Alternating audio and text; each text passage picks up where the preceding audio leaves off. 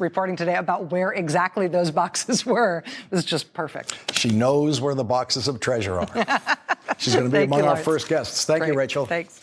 Well, President Trump has just arrived back empty-handed from his negotiations with Kim Jong-un, the murderous dictator who he continues to call his friend. And when the president landed tonight, he was greeted by an investigative report in the New York Times saying that his son-in-law, Jared Kushner, was rejected for a security clearance, and President Trump overrode the objections and ordered a security clearance for Jared Kushner. The New York Times says that the White House chief of staff at the time, John Kelly, wrote a self-protecting memo at that time saying that President Trump ordered the Kushner security clearance over John Kelly's objection.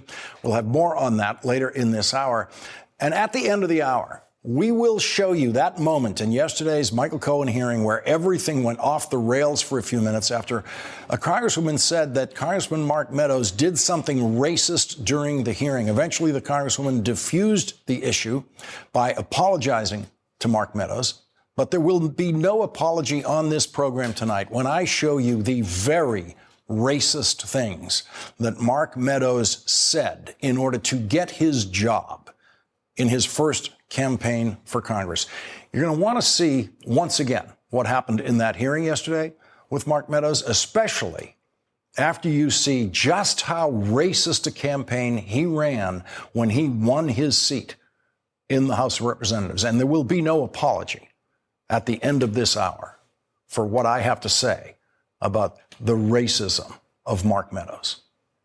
I think it's the most important thing we're actually going to do in this hour, but it's not today's news, so we will save it for the end of the hour, and you really don't want to miss this. But first, Michael Cohen's testimony to the House of Representatives continued today in a closed hearing of the House Intelligence Committee. We will be joined by a member of that committee who is also a member of the committee that Michael Cohen testified to publicly yesterday. Michael Cohen spoke to reporters briefly at the end of today's session. There's not much I can say other than it was very productive. As I said, I'm committed to telling the truth, and I will be back on March 6th to finish up. There's more to discuss. So thank you guys so much. I'm sorry you guys had to stick around all day long. Intelligence Committee Chairman Adam Schiff confirmed to reporters that Michael Cohen will return next week for another closed session with the Intelligence Committee. He said that at some point, a transcript of Michael Cohen's testimony would eventually be publicly released. Adam Schiff announced that next month, the committee would have a public hearing with Felix Sater, a convicted felon with connections to Russian organized crime who maintained an office in Trump Tower. The following week, on March 14th, we'll have an open interview with Felix Sater on Moscow Trump Tower. I should tell you, just to set your expectations, not every hearing is going to be like the open hearing with Michael Cohen. We're going to try to do as much as we can in open session. Some we can and some we can't. NBC News has confirmed, reporting by the Daily Beast, that the House Intelligence Committee intends to call Alan Weisselberg, the Trump business chief financial officer, to testify before the committee, according to a source with direct knowledge of that situation. The move comes after Michael Cohen repeatedly cited Alan Weisselberg as having firsthand knowledge of the crimes Michael Cohen described in his testimony involving payoffs to women during the presidential campaign for their silence. I want to ask a little bit about your conversation with my colleague from Missouri about asset inflation. To your knowledge, did the president ever provide inflated assets to an insurance company? Yes. Who else knows that the president did this? Alan Weisselberg, Ron Lieberman, and Matthew Calamari. That is just one of the many moments where Alan Weisselberg's name came up in yesterday's hearing. The chairman of yesterday's hearing, Elijah Cummings, said today that the committee will pursue the testimony of Alan Weisselberg and Trump family members. You said you're going to be following up with some people. Are those some people, are there people like Alan Weisselberg that he sort of seems... All you have to do is follow the transcript. If there were names that were mentioned or records that were mentioned during the hearing, we want to take a look at all of that. Do you alert people in the Trump family, Ivanka Trump, Donald Trump Jr.? Just follow the transcript. Would it be fair then to say if any names came up multiple times in that hearing? They have a good chance of hearing from us. And we learned today that yesterday's smoking gun almost didn't make it into the hearing. Reporting in Vanity Fair, Emily Jane Fox tells us that Michael Cohen's first draft of his prepared remarks to the committee, which he started writing weeks ago, did not include any exhibits. And when his lawyers told him he would be attacked for being untrustworthy, Michael Cohen went to work in search of documentary evidence that could support his testimony. That's when he found the check signed by Donald Trump in the White House 6 months into the Trump presidency that one member of the committee called the smoking gun yesterday. It is the first check that we have ever seen signed by a president of the United States in the commission of what federal prosecutors in New York City have called a federal crime. And we are fortunate to have Emily Jane Fox in our leadoff panel of guests tonight. Joining us now, Democratic Congressman Raj Krishnamurthy of Illinois, a member of the House Oversight Committee and the House Intelligence Committee. Emily Jane Fox, senior reporter for Vanity Fair and author of Born Trump. And David K. Johnston is with us. He's the founder of DCReport.org, and he's the author of It's Even Worse Than You Think, What the Trump Administration is Doing in America. David K. Johnston has been doing investigative reporting on the business of Donald Trump for many years. Emily, we have to start with you. I was almost shaking reading your report that the smoking gun almost didn't make it into the hearing yesterday. Tell us about how Michael Cohen went to work trying to find documentary evidence for his hearing. It really is a story about the importance of cable news, because Michael Cohen had been working on his statement for weeks. He did have a conversation with his attorneys when they read the draft, saying this is very powerful. This is very clear. The lines are very clear, but you're going to have a problem that the Republicans are going to stop you at every turn and try and diminish your credibility and try and attack you. And because these are just anecdotes, they're going to try and discredit these anecdotes. And as he's hearing this, actually Representative Adam Schiff, whose committee he was in front of today, was on television talking about the president's financial documents. And it jogged something in Cohen's memory. And he said, wait a minute, I have some financial documents. I think they're in the boxes that were returned to me from the Southern District of New York from when federal agents executed search warrants on his homes and office. And so he went down to the storage facility in his apartment building that happens to be a Trump-owned apartment building, and he started going through boxes, and there were 9 boxes. Can I just pause you? Yeah. I learned in your report today, it's not just a Trump-owned building.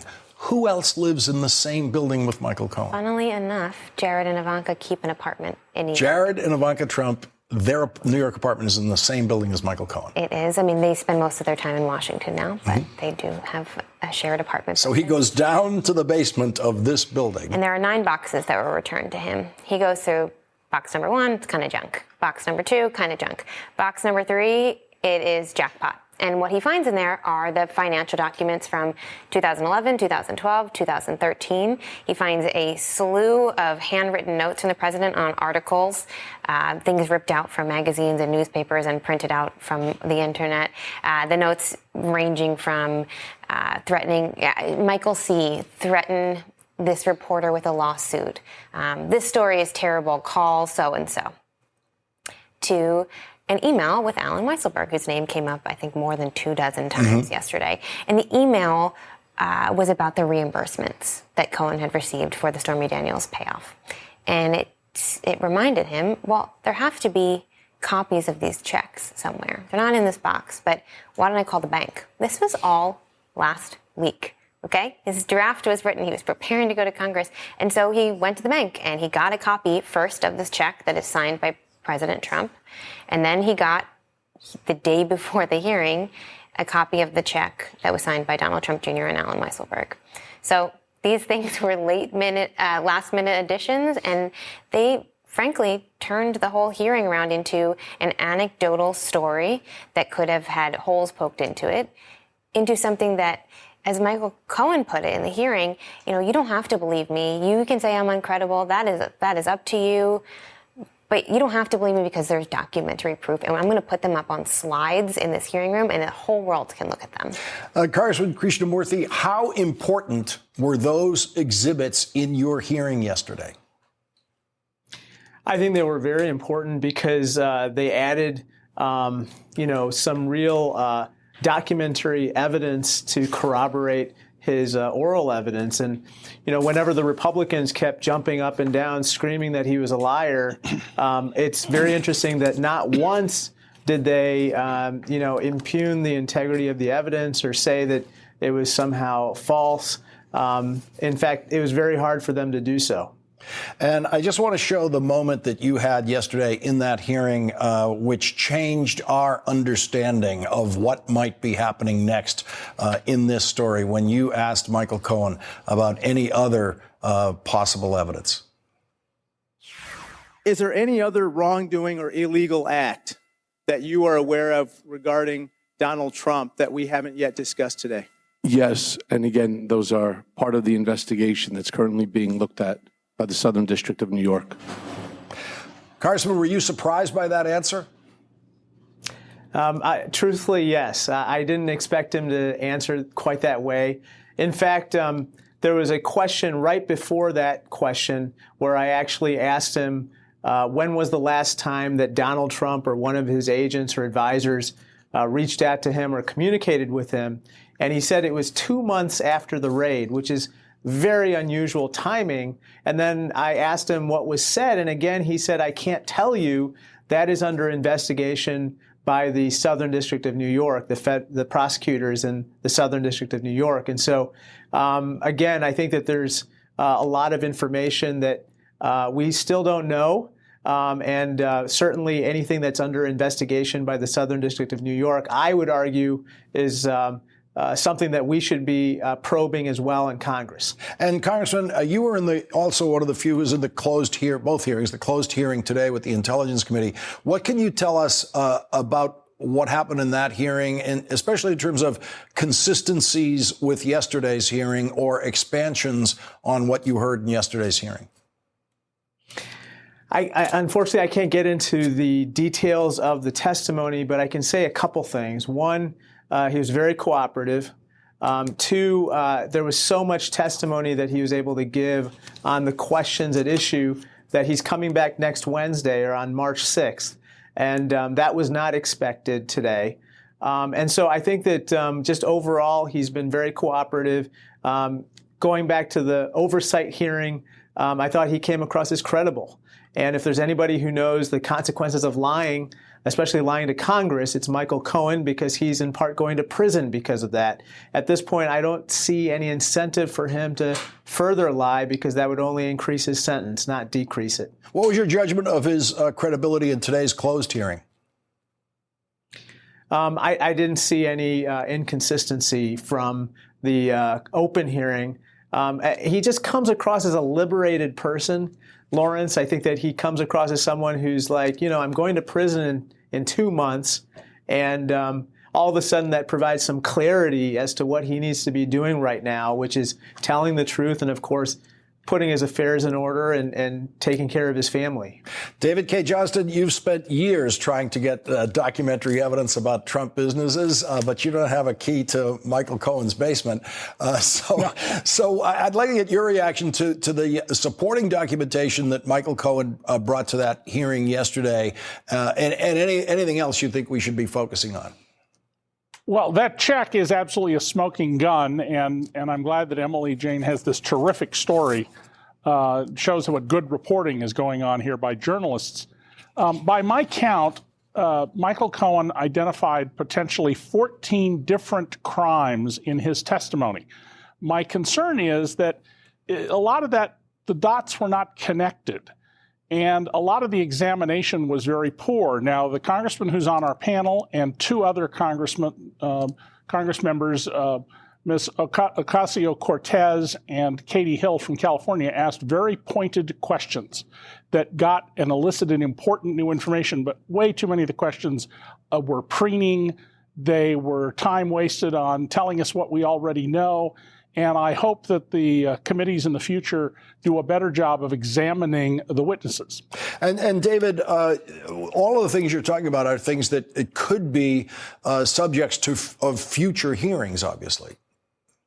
Oh, and I'm sure we're going to see lots of hearings coming forward, particularly now that Cohen has laid out these 14 at least paths to pursue and to decide which of these are more significant. The financial documents are particularly bizarre in that Trump suddenly doubles his net worth to close to $8.7 billion. Remember, that's the figure he mentioned the day he announced he was running for president almost 4 years ago. And what they show is something I've been showing about Donald, including when I got his net worth statement in 1990. He just makes it up. He just makes it up. There's no reality behind it. By the way, I meant to tell you, Lawrence, I was doing my net worth statements this evening, and I'm worth $7 billion. Congressman, quickly before we go, I wanted to get reacting off of what David just said and his review of the performance of members yesterday. And people saw what they saw, so I don't want to drag you into defending your colleagues. But I want to go to another point. Well, I think I did great. I agree with that. You just got a very good review. But I want to go into the private session in this way. It was always my experience working in the Senate that whenever you closed the door and it was a private meeting, every senator performed better in private than they do publicly. No wasted words. Every single comment I always found when the door was closed was much more efficient, much more pointed, much sharper. Is that true when you have a closed door session, say, of the Intelligence Committee as you did today compared to what we saw yesterday? Great point, Lawrence. I think that when you have those cameras, especially in that open session, I did feel like sometimes when the Republicans talked, it was almost as though they were playing to the cameras. At the start of the oversight hearing yesterday, they interrupted Elijah Cummings not more than 5 words into the hearing to basically move to adjourn or postpone the hearing. And at that moment, I really felt like they were playing to Donald Trump, who apparently was watching live from Vietnam. And so absolutely, when there's a closed-door session, I do think that theatrics goes down, and we actually have a little bit more of a subdued Q&A session. We can't wait for the transcripts of the closed-door session. Congressman Raja Krishnamurthy, David K. Johnston, Emily Jane Fox, thank you all for starting us off tonight. Really appreciate it. And when we come back, we have breaking news from the New York Times reporting that Donald Trump ordered John Kelly to give Jared Kushner a top security clearance over the objections of intelligence professionals and his own White House counsel. And then, of course, Donald Trump publicly said that he did not do that. And Donald Trump did not make a deal with Kim Jong-un, but that doesn't mean that the North Korean dictator walked away with nothing. Kim Jong-un got the American president on video absolving him of killing American citizen Otto Warmbier.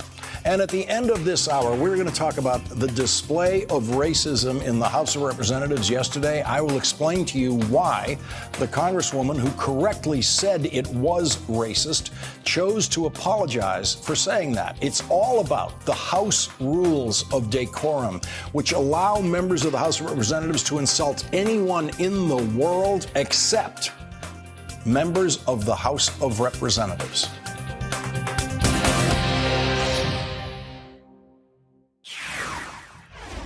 As we mentioned at the beginning of this hour, the New York Times is out tonight with a new report that President Trump ordered his then Chief of Staff, John Kelly, to grant his son-in-law, Jared Kushner, a top security clearance over the objections of intelligence officials, a move that John Kelly found so troubling at the time that he wrote a memo about it, specifying that Jared Kushner got his security clearance only at the order of President Trump. Then White House counsel Don McGahn wrote a similar memo, according to the New York Times. Here's what President Trump said last month when asked by the New York Times about whether he interfered in the security clearance process for Jared Kushner. There's been a story in the news in the last 2 weeks about your son-in-law's security clearance. Yeah. Did you tell General Kelly or anyone else in the White House to belittle security officials, the career? No, I don't think I have the authority to do that. I'm not sure I did, but I wouldn't do it. Jared's a good. I was never involved with his security. And here's what Jared Kushner's wife said about her husband's security clearance just 3 weeks ago. There were anonymous leaks about there being issues, but the president had no involvement pertaining to my clearance or my husband's clearance. Joining us now, an expert in security clearance is Ben Rhodes, is a former Deputy National Security Advisor to President Obama. He is now an MSNBC political analyst. And Ben, we're seeing this New York Times reporting is very clear tonight, I think, authoritative that the president obviously interfered in this process. We just saw the president say publicly that no, he didn't. We just saw Ivanka Trump say that no, that's not the way her husband got the security clearance. In your reading of this New York Times report tonight, what did they do, in effect, to the security clearance process in order to get one for Jared Kushner?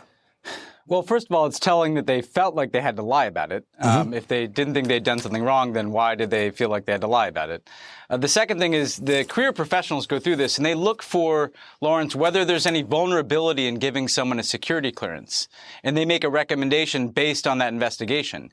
And clearly they felt there was a vulnerability in giving Jared Kushner a security clearance, and Trump as a president can overrule them. I think what should really concern people here is what we know about Jared is that he was potentially compromised. Perhaps it was because of the things he'd done with Russia during the campaign. Perhaps it was because of his relationships with Saudi Arabia or Qatar that we know were seeking to kind of buy influence during the transition. And this should be very worrying because just yesterday, Lawrence, we saw Jared in Saudi Arabia with Mohammed bin Salman, the murderous crown prince of that country, knowing all of the secrets that our intelligence community did not think he should be trusted to know, precisely because other countries might be able to leverage Jared to get that information. And isn't one of the vulnerabilities that you're referring to the fact that Jared Kushner was seeking financing from Saudi Arabia, seeking financing from the very people that he was meeting with in Saudi Arabia?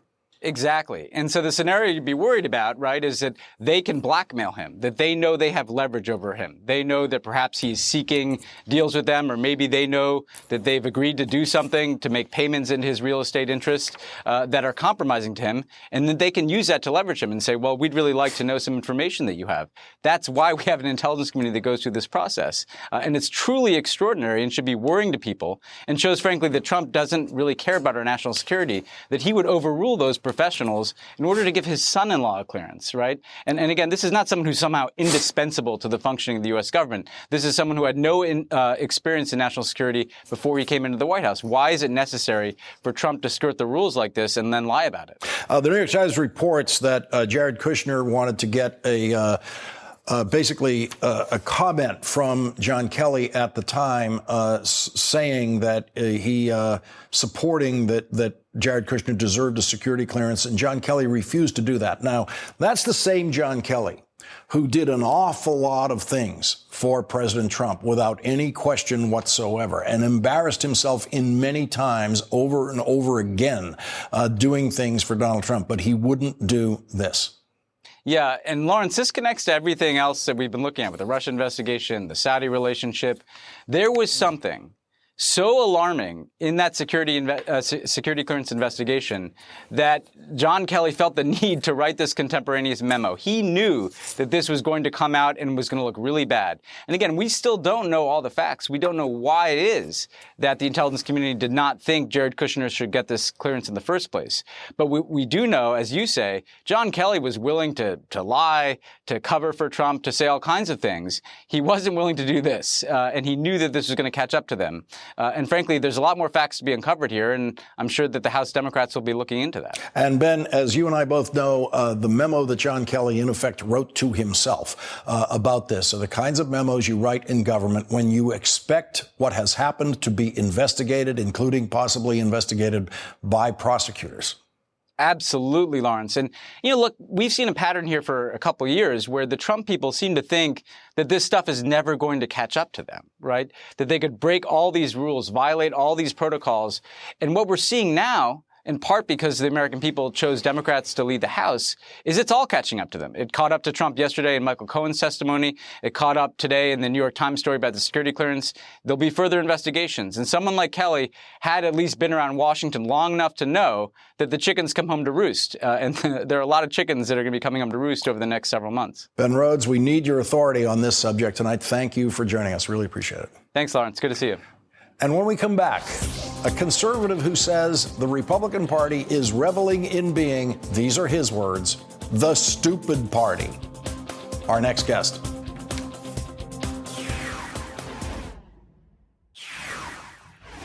Bill Kristol has spent his adult life in conservative Republican politics. When he was serving as Vice President Dan Quayle's chief of staff, he was considered one of the leading young intellectuals of the Republican Party after Dan Quayle was abruptly driven out of office by the election of Bill Clinton and Al Gore. Bill Kristol wrote a strategy memo for Republicans about how to defeat Bill and Hillary Clinton's health care reform legislation, which everyone in Washington at the time, including most Republicans, believed was going to pass. But in those days, Bill Kristol, even as a private citizen, was powerful enough in Republican politics to strategically turn the Republican congressional ship around, and the Republicans did indeed defeat the Clinton health care bill in Congress. Now that the Republican Party has become the Trump Party and Bill Kristol stands in opposition to everything that Donald Trump represents, Bill Kristol is ignored by the Republican Party, and his frustration mounts. Today, he wrote this: conservatives have spent over half a century disproving the claim that we are the stupid party. Now, under Trump, conservatism is embracing, indeed reveling in stupidity. Peter Wehner has honorably served the Republican Party in 3 Republican presidential administrations. Today, under the headline, Republicans Sink Further into Trump's Cesspool, he writes in the New York Times, Republicans on the House Oversight Committee tried to destroy the credibility of Michael Cohen's testimony, not because they believe that his testimony is false, but because they fear it is true. By now, Republicans must know deep in their hearts that Mr. Cohen's portrayal of Mr. Trump as a racist, a con man, and a cheat is spot on. So it is the truth they fear, and it is the truth, the fundamental reality of the world as it actually is, that they feel compelled to destroy. After this break, those 2 Republican bad boys, the outcasts, Bill Kristol and Peter Wehner, will join us. In the last hour of his show tonight, Sean Hannity might have made himself a witness in congressional investigations and in federal prosecutors' continuing investigations of Michael Cohen and Donald Trump. You know, I was kind of dragged in a little bit into the Michael Cohen issue. I interviewed him many times on radio and TV. He was never my attorney. He did apologize to me for his attorney saying that in court. But I can tell you personally, he said to me at least a dozen times that he made the decision on the payments and he didn't tell you. Yeah. Told me personally. No, he did. And he made the decision. And remember this, he's an attorney. Whatever decision he makes, you're supposed to rely on an attorney to make a decision. Joining us now, 2 career Republicans who are not part of the Trump Party. Bill Kristol is the director of Defending Democracy Together and editor-at-large of The Bulwark. And Peter Wehner is a senior fellow at the Ethics and Public Policy Center. And Bill, your tweet today really caught my eye, saying that Republicans have struggled mightily against the label of the stupid party, which was thrown at them from across the aisle for decades. And you have the feeling now that that label is sticking to the people who are across the aisle from the Democrats in the Congress now. Yeah, and unfortunately, deservedly so in many cases. Look at the Republican performance when Michael Cohen testified yesterday. Look at CPAC, the conservative conference. There was always a mix of kind of youthful, hijinks and some showmanship, but actually used to have people actually arguing for conservative ideas and policies, and now it's just a combination of grifters and demagogues. I mean, I gave a talk at Columbia Tuesday night to the college Republicans, talked with a lot of the young men and women, and it was both heartening, there are a lot of fine young people, and depressing. One of them said to me, I mean, just how can I'm a believer in markets, I'm a believer in American global leadership, I admire Republicans from Reagan through McCain, Bush and McCain, but how can I be a Republican with this party that I see on television and read about? Trump is obviously the heart of the problem, but the degree of corruption and following Trump is really it's daunting for those of us who might hope to save the party. Peter Wehner, you wrote about the hearing that we all saw yesterday, and now we just saw Sean Hannity offering testimony and basically leading Donald Trump into agreeing with the testimony. He didn't ask him a question. He didn't ask, did Michael Cohen do this on his own? Sean Hannity sat there and told the president that Michael Cohen did this payment to Stormy Daniels on his own, and then the president just agreed with that. That sounds like testimony that the committees are going to want to hear.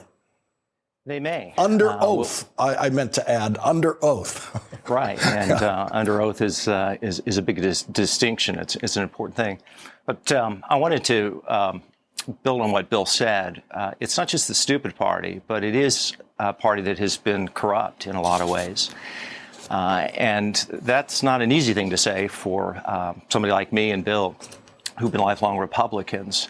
But it's just been stunning to watch this unfold. And I think what happened was an original sin, which is that the party twinned itself, tied itself to Donald Trump, and they decided they would follow him wherever he went. And so his moral and intellectual failures and defects became theirs. And what's happened is that they will not stand up to him at any point, regardless of what he says. When he said during the campaign that he could go down Fifth Avenue and shoot somebody and that his supporters wouldn't break from him, that was some fundamental insight into the kind of attachment that his supporters had toward him. And we've seen that play out in the last 2 years. And Bill, we saw the president, while Michael Cohen was testifying, basically fly halfway around the world to absolve the North Korean dictator of murdering, in effect, the American citizen Otto Warmbier. And generally to praise the North Korean dictator. And, you can differ on Korean policy and what to do about it, but the idea that the American president has no moral standards in dealing with foreign leaders and distinguishing dictators from Democrats, it really is kind of amazing, I've got to say, and depressing. Now some Republicans are standing up to that. But again, it was these young people at Columbia that really struck me. I spoke tonight at Brown, my little Ivy League college tour here, and had dinner with a lot of the students. And again, I think the degree, leave aside the substance, which is bad, the political damage that is being done to the future of the Republican Party by Trump and Trump's enablers. And Pete's right about this. Trump himself, okay, maybe he'll lose in 2020, he'll be gone. But the whole party will be full of people who refuse to stand up to Trump, refused to vote against his ridiculous emergency declaration in the House. 13 brave Republicans stood up, but a huge majority didn't.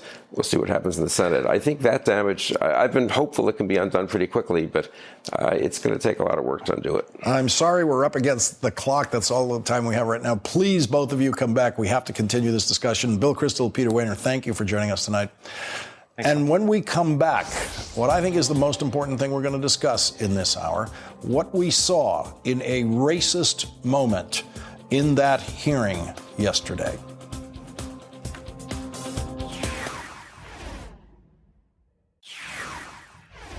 In his written opening statement to the House Oversight Committee yesterday, Michael Cohen described Donald Trump this way. He is a racist. He is a con man. And he is a cheat.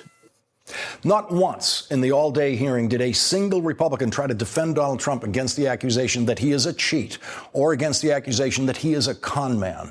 Con man is what Senators Lindsey Graham and Marco Rubio called Donald Trump during the presidential campaign. But one member of the committee thought he had the perfect defense against the charge that Donald Trump is a racist. Republican Mark Meadows of North Carolina had Lynn Patton stand silently beside him as the proof, the living proof that Donald Trump is not a racist, because she once had a job working for the president's son, Eric, and now has a job in the Trump administration in the Department of Housing and Urban Development. Michael Cohen told the committee that he helped Lynn Patton get both of those jobs. Mark Meadows did not ask the chairman to allow Lynn Patton to say a few words. Instead, he spoke for her, claiming that she says, and he quoted her saying, there is no way that she would work for an individual who was a racist. In Mark Meadows' world, Lynn Patton didn't have to speak. She just had to stand there while he spoke for her. She just had to stand there as living proof that Donald Trump is not a racist. No one in that committee room and no one watching on TV had ever seen a stunt like that in a congressional hearing, and some Democrats felt compelled to comment. I just want to put on the record, as being a Black American and having endured the public comments of racism from the sitting president, as being a Black person, I can only imagine what's being said in private. And to prop up one member of our entire race of Black people and say that that nullifies that is totally insulting. Mark Meadows had no reaction to that. But he had a very big reaction hours later when one of the freshman congresswomen on the committee said that what he did was racist. Mark Meadows came close to tears over that. And the congresswoman apologized for any misunderstanding. And then today, on the floor of the House of Representatives, Mark Meadows approached her and gave her a hug. I'll explain why all of that happened in the sequence that it happened and what you need to know about the House rules that explains why all that happened. Next. As I just mentioned, yesterday, Republican Congressman Mark Meadows brought a Black woman who works in the Trump administration to stand silently beside him during the Michael Cohen hearing to prove Michael Cohen was wrong yesterday when he said Donald Trump is a racist. Freshman Congresswoman Rashida Tlaib had something to say about that. Just because someone has a person of color, a Black person working for them, does not mean they aren't racist. And it is insensitive that some would even say it's the fact that someone would actually use a prop, a Black woman, in this chamber, in this committee, is alone racist in itself. Donald Trump is setting a precedent. Mr. Chairman, I ask that her words be taken down.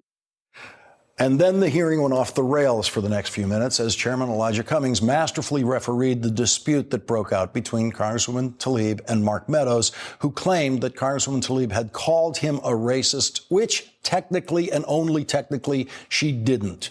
She said what he did was racist. Mark Meadows knew that the rules of the House were on his side in asking for Congresswoman Tlaib's words to be taken down, stricken from the congressional record of that hearing. The rules of decorum of the House of Representatives do not allow members to make comments, quote, affecting the rights, reputation, and conduct of members, end quote. Have that one memorized. The only people in the world that members of the House of Representatives are not allowed to insult are members of the House of Representatives. The Constitution actually grants members of Congress the right to say anything about anyone, no matter how libelous it may be, as long as they say it on the House and Senate floor or in hearing rooms. They are completely immune from libel laws as long as they're in that building.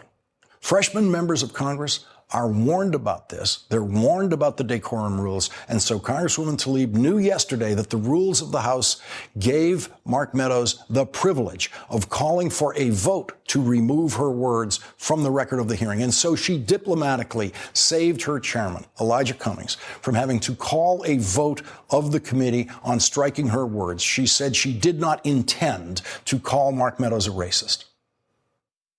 To my colleague, Mr. Meadows, that was not my intention, and I do apologize. Then this morning, just before noon, Mark Meadows approached Congresswoman Tlaib on the floor of the House and asked to put the episode behind them, which she graciously agreed to do, and the moment even included this hug. The reason Mark Meadows desperately wanted to get this behind him is that by the time he approached Congresswoman Tlaib on the House floor this morning, 2 different videos emerged showing that Mark Meadows ran for Congress on sending President Barack Obama, his words, back home to Kenya. What we're going to do is take back our country. 2012 is the time that we're going to send Mr. Obama home to Kenya or wherever it is. We're going to do it. 3 days later, Mark Meadows was asked by a North Carolina voter if he is elected to Congress, will he pursue a congressional investigation of whether President Obama, who the questioner called this guy, is a citizen of the United States. Here was Mark Meadows' answer. Yes.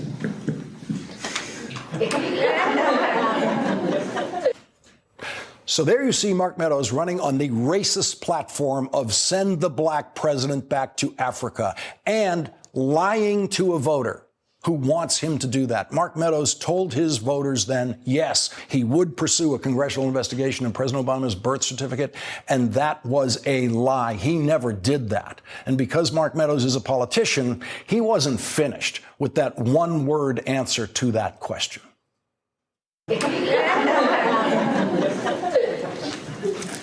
I see it as if we do our job from a grassroots standpoint, we won't have to worry about it. You know what? We'll send him back home to Kenya or wherever it is. We'll send him back home, and so in doing that, I believe that what we will find is that we will get a new commander-in-chief. Mark Meadows grew up in the 1960s in Brandon, Florida. I grew up in the 1960s in Boston. It's hard to say which place was more racist then. Probably about the same. Here's my Boston in 1976. The man in the three-piece suit who survived that attack is Ted Landsmark, a distinguished Boston attorney. The guy with the flag is from a neighborhood just like mine, all white and just about all racist in those days. I grew up with guys who wanted to do things like that. And no one who grew up in my neighborhood in Boston was surprised the day we saw that photograph on the front page of the Boston Globe. But Boston has changed a lot since then. We had some white racist politicians in Boston when I was growing up, and we had even more blatant white racist politicians in the South when Mark Meadows was growing up. A white racist governor who stood in the doorway in the University of Alabama trying to keep it a racist institution. But Governor George Wallace was crushed that day by President Kennedy's administration, who forced him out of that doorway. And just as we've seen in Boston, many white politicians in the South grew and changed and were eventually replaced by more enlightened politicians. But there are more modern-day inheritors of the kind of racism that Southern politicians confidently demonstrated when Mark Meadows was a kid. When I was growing up, it seemed like every other day it was send them back to Africa. Heard that every other day in my neighborhood. Not from a politician, just someone in my neighborhood speaking from a hardcore racist heart. Send them back to Africa is one of the oldest racist refrains in the history of American racism, and that is what Mark Meadows chose to echo when he decided to run for Congress. He used racism to get his job. That is racist. Send President Barack Obama back to Kenya. You don't get to use racist tools in your political campaign and then come close to tears in Congress when you think someone just called you a racist, which you most definitely are. Send President Barack Obama home to Kenya is a classic racist political play. And the only people who have to apologize for calling Mark Meadows a racist are the people he goes to work with every day in the House of Representatives because of the rules of decorum of the House of Representatives. But until Mark Meadows apologizes for running a racist campaign to get his job in Congress, then everyone outside of the House of Representatives has the right and the moral authority to call him a racist. Because if we pretend that the people who say and do racist things aren't racist, then we are denying the very existence of racism, and that is